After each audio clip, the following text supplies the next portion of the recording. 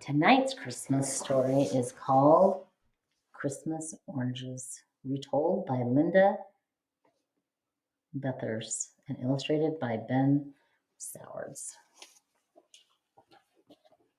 In a town not so far away, in a time not so long ago, there lived a little girl. Her name might have been Eve or Mary or Sarah, but no one knew for certain. For this little girl had been left on the steps of an orphanage a few years earlier.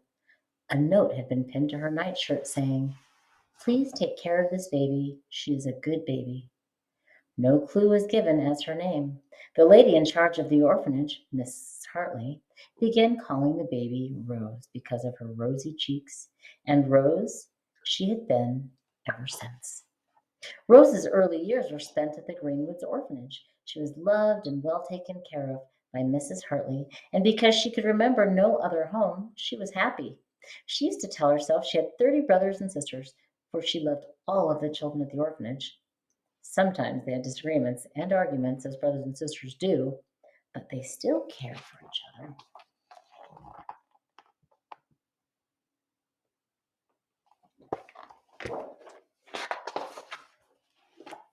One wintry November, when Rose was 8 years old, a terrible flu epidemic swept through the country. People old and people young became ill. People old and people young died. The orphanage was no exception. Many of the children became very ill, and some of the children died. Mrs. Hartley, with her kind, loving heart, cared for the sick children as if they were her own. She bathed their fevered faces with cool water. She coaxed them to sip raw. She held them close and rocked them through the night. But after many days and nights of this, Mrs. Hartley, too, caught the terrible flu and slipped quietly from this life. With her death came the closing of the Greenwoods orphanage. Mrs. Hartley had no children to carry on her work, and the townspeople felt they were too poor to take on the added burden of the orphanage. It was decided that the children would be sent to other institutions throughout the country, and so a few days later, Rose found herself on a train traveling through the night to a new town and a new home at another orphanage.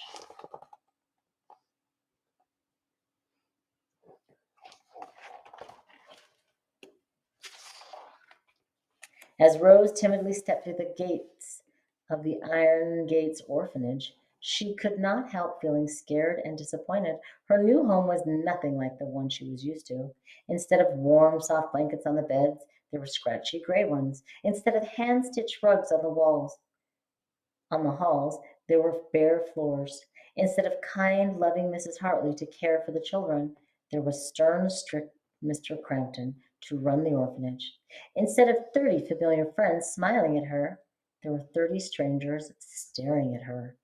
"Silence!" Mr. Compton ordered before marching forward to give Rose a disapproving, inspecting look. Turning to the other children, he said, "This is Rose. See that she understands the rules of Iron Gates Orphanage. Emily, take her to the sleeping room and then show her the chores that she will be expected to do. The rest of you, get back to your duties." A young girl about Rose's age beckoned for Rose to follow her. They walked silently to the end of the hall and just as quietly climbed the stairs.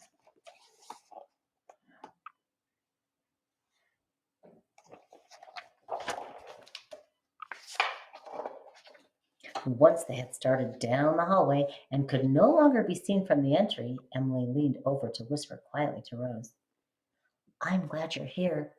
I'm 10. How old are you?" Rose had been so frightened by Mr. Compton's order for silence when it seemed to her the children were already silent that she dared not speak. She kept her eyes lowered and did not reply. Emily took her hand, patted it, and whispered, "It's all right to whisper up here. Mr. Crampton can't hear us. It's only when we're downstairs or when he's around that we have to hold still and be still. That's rule number one. Hold still and be still. Up here we can talk and be friends." Even though Rose still dared not speak, she smiled a tiny, shy smile at Emily. Over the next few weeks, Rose learned the rules and ways of Iron Gates Orphanage, some from the other children whispering them to her, and some after she had broken a rule.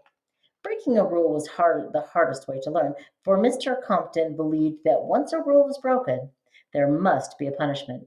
Explaining to him that a new child didn't know a rule did no good. He said that if he let one person off for that excuse, others would try to use it too. Every rule broken must be met with punishment.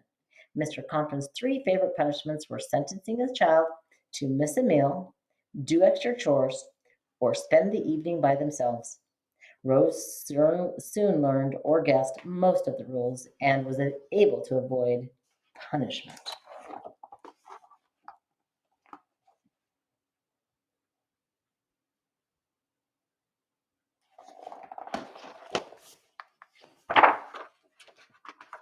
November's white, bleak snows soon became beautiful accents to December's Christmas greens and reds. Everywhere the Iron Gates children walked, they saw the signs that Christmas would soon come. They would stand out in the cold evening air and watch through lighted windows as happy, smiling families decorated trees or gathered around pianos for singing or baked wonderful Christmas treats in warm, lighted kitchens. On one of these evenings, as Rose and Emily stood watching a lovely little girl twirling around her parlor in her pretty new flannel nightgown, Emily explained to Rose about Christmas at Iron Gates. She told how Mr. Compton always said he would like to forget Christmas altogether, but the townspeople wouldn't let him. To keep them happy and to keep up appearances, he'd allowed a tree to be put up on Christmas Eve after the children had gone to bed. He didn't want it up any earlier because he said it excited the children and made them noisy and unmanageable.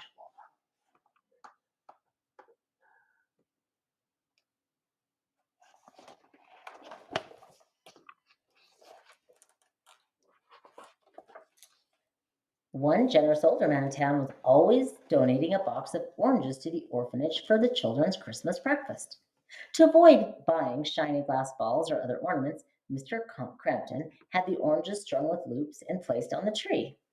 Emily told Rose how beautiful the dark orange color looked against the pine boughs and how wonderful the citrus and pine fragrance was that filled the entry. Rose had never seen or smelled an orange before. At Greenwood's orphanage, there hadn't been extra money for such an expensive treat. The Christmas morning surprise there had been a small spoonful of sugar on the porridge.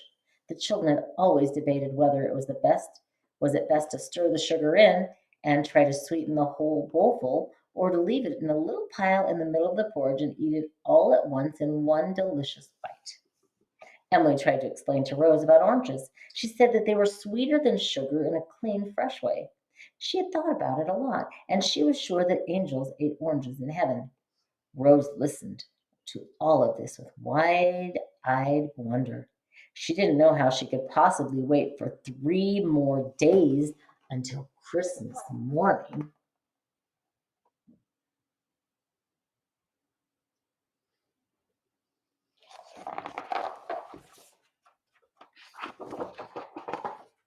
On Christmas Eve, as the children lay in their beds, they whispered excitedly about how beautiful a tree would look and how grand it would be to have a touch of Christmas in the orphanage, even if it was for only one day. It was good that Mr. Crampton's room was downstairs, for he would surely have been angry with all the whispering and wiggling in the bedrooms that night. Rose lay in her bed and tried to go to sleep. She held perfectly still. She closed her eyes. She thought of the words to the lullabies that Mrs. Hartley had sung each night. She had tried breathing in and out very slowly, but no matter how hard she tried, she kept thinking about the oranges that would be on the tree, the oranges that she would finally get to taste the next morning. As the night slowly crept by, Rose tried to guess what time it was. When she could stand it no longer, she slipped out of bed and tiptoed to the door. She looked back, but the other children were still asleep. She opened the door carefully so as not to disturb the others, and softly, silently padded down the hall to the banister railing.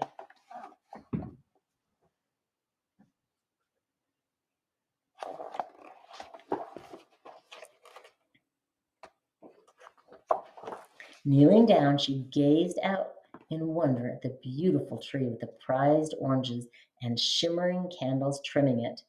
Rose knelt there for only a moment. Then she just as silently walked back to her bed. She lay down and was at last able to sleep. Now, what Rose hadn't seen was that Mr. Crampton was awake and standing in the doorway to his room.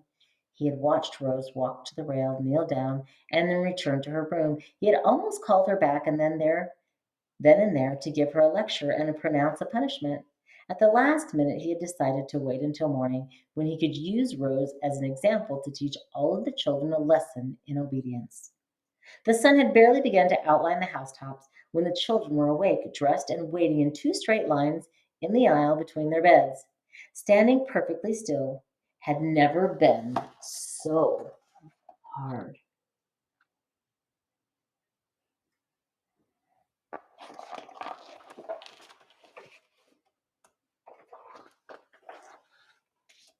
Well, Mr. Crampton observed dourly, that's one good thing about Christmas. All of you can remember how to behave on Christmas morning.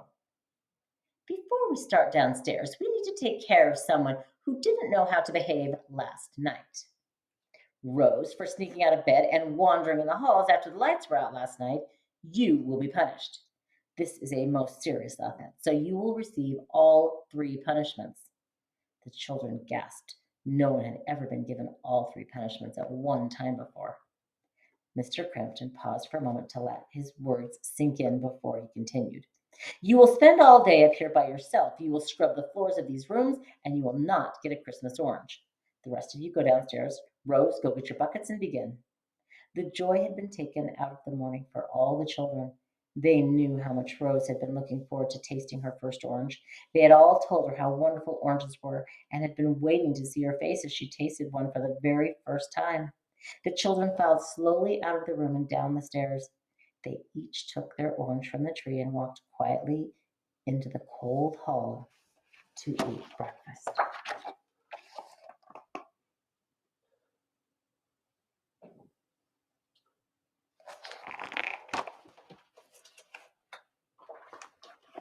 On one occasion, when the older gentleman had delivered the oranges to iron gates, a small boy had asked if the children had to eat the oranges for breakfast or if they could save them and eat them later.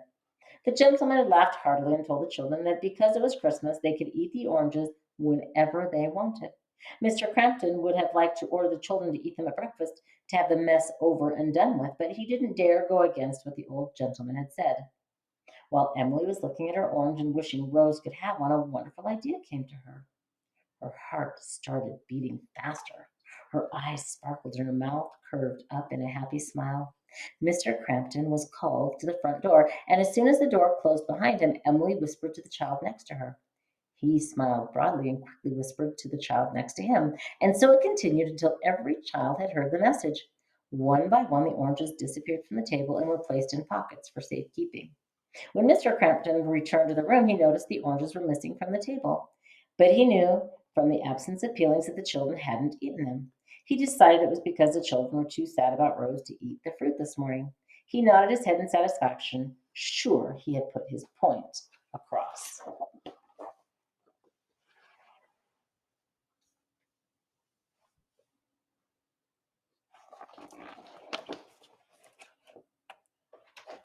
The children did their chores as they did every day. Once the oranges had been passed out, Mr. Crampton treated Christmas like it was any other day. The children went about their duties quietly, but each pocket still showed a bump where an orange was hiding. At supper, the children ate their meals and then quietly slipped the oranges from their pockets, peeled them, and ate them too. Each evening they were sent to bed immediately after cleaning up from supper, and tonight was no exception. As the children dutifully climbed the stairs to bed, they kept their eyes down and their faces solemn. Mr. Crampton couldn't have been more pleased with how subdued the orphans were. The children entered the dark sleeping room quietly. Each pair of eyes was quickly drawn to Rose, who lay huddled on her bed, her face turned away from the door. Emily tiptoed over, and she could see Rose's tear-stained cheeks and swollen eyes, now closed in sleep. She gently touched Rose's shoulder to waken her.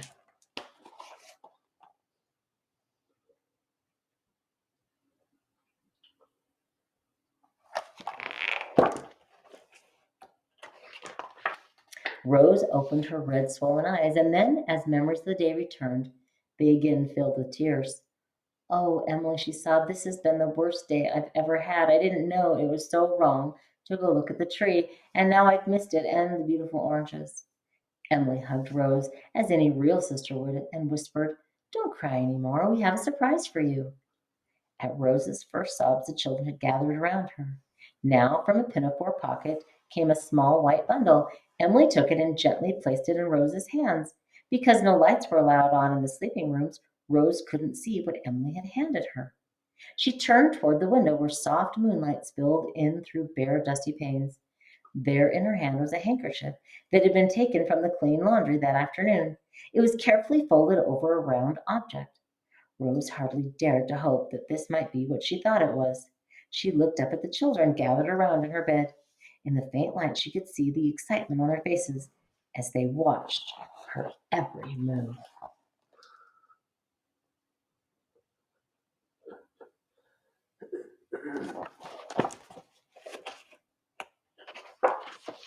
With shaking fingers, Rose peeled back the corners of the handkerchief, and there in the palm of her hand was an orange.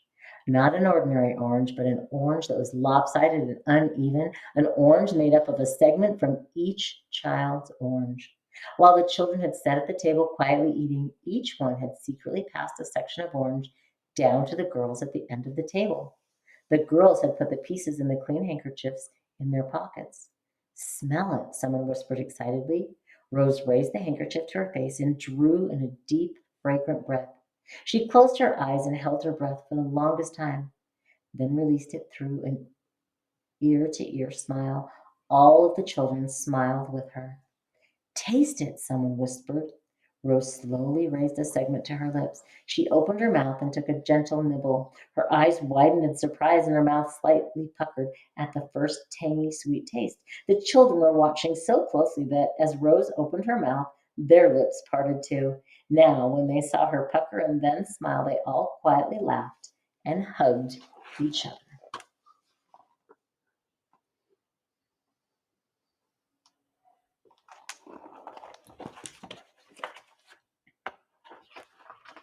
As if by magic, several more clean, orange-filled handkerchiefs were pulled from pinafore pockets and opened up. The orange segments were quickly broken into smaller pieces, and one was given to each and every child. Each one took one last sniff of the fresh orange smell and one final lick of that tangy, delicious juice before popping the last small bite into their waiting mouth. While the children enjoyed the last of the Christmas oranges, they all commented on how they had never had such sweet fruit before. This year's oranges were by far the best. What the children didn't realize until many years later was that the oranges were the best that day because they were sweetened with friendship, kindness, and love.